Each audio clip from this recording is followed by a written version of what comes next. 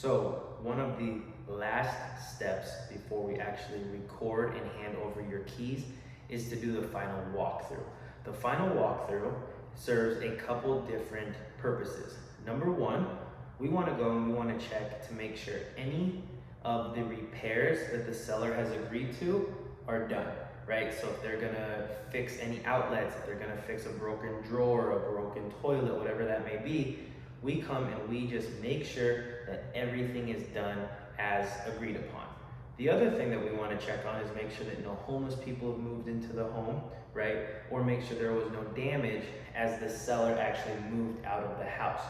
Essentially, long story short, we want to make sure that repairs are done and that the house is in the same condition as when we went under contract. Typically, a final walkthrough is done anywhere from about 3 to 5 days before closing. If you do it 1 or 2 days before closing, that's okay as well. You do just want to do your due diligence to check. Me personally, I like to do the final walkthrough roughly 2 to 3 days before closing.